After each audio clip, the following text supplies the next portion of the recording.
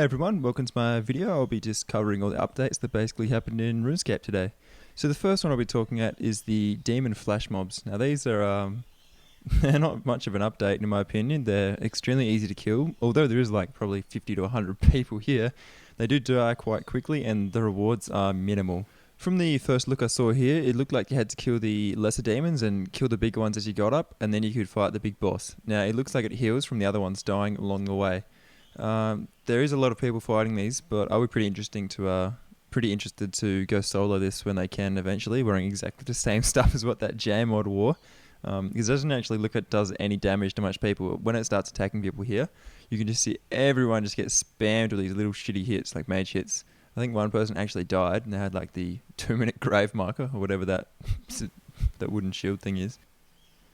Now I looked through the patch notes, there's some pretty interesting stuff in there today. One of the first ones I saw there was, players are no longer guaranteed a player imports random event reward if they have the maximum amount of this certain type of reward. This is basically like I've been doing and maxing out all of the shitty things like the speed buff or the combat and that one, so then every time I get a random I actually get 3 adventure rerolls.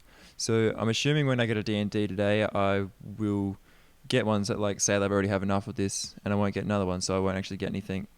But I will be testing that out and show you guys tonight in my player imports reward video. So the second thing I'd like to talk about is with the Steel Titan. So the Steel Titan melee special attack power is being increased.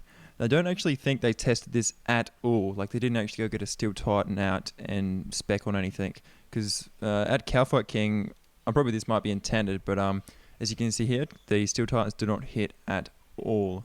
Now I did test this on a Slayer task and it did a hit. I don't think it was as much as it used to, but I think the reason they had to buff this, I know melee hits were really bad before and was the main reason of like why you had to really watch your Titan, was because it hadn't actually buffed it like everything else been buffed in the EOC to do more damage by now. Like most things have changed and they fixed it, and they didn't fix that. Like the range had actually been buffed up, so it was still hitting like what it would have in before the EOC. So that's annoying, but apparently the Titan actually kills itself sometimes and specs itself, so have fun with that if you want to do that, but I hope they do fix this soon.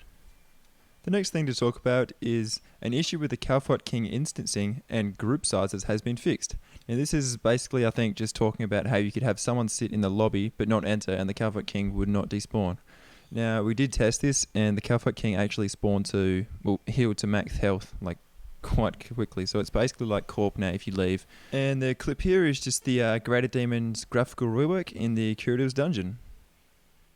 So the clip here is just showing the Steel Titan actually does hit on the Dark Beast. I didn't actually get my Steel Titan to KO itself. I was pretty keen to see that, but it didn't happen, so yeah, that's probably a good thing. So there has been 2 other updates to the Kalphite King, and these are basically to prevent soloing or like walking it and things like that. So they're basically just like said here, made to prevent him to, so he can like actually reach an unreachable target, or when people like make it so he doesn't use green as often, like by changing phases and whatnot. So it has got harder to an extent, so we could see the weapons actually on a rise, especially on the fact that you basically can't hit with like Cowardics. You really need the Drygors, and if people don't have them now, they're probably going to want them because the whole team will definitely have to have it. So the last thing I'd like to talk about here is with in regards to the 12 plate and the BCP. So you can see here there's only a 15 damage bonus in the top left corner for the 12 plate at the moment. And then when you actually go and look at the Bendos chest plate, there's actually a higher bonus. And that bonus is 26. Now that doesn't even make sense comparing to what JaGeX have been said, that a higher level gear would be better. So I'm sure they'll fix that soon because they're extremely good with fixing mistakes. Or if that's not a mistake, I don't know what the hell's wrong with it. But the actual minimum damage like you do without any armor on, if you've got 99 strength and attack and whatnot, it would have 99 as you can see here. But that's about it for the vid.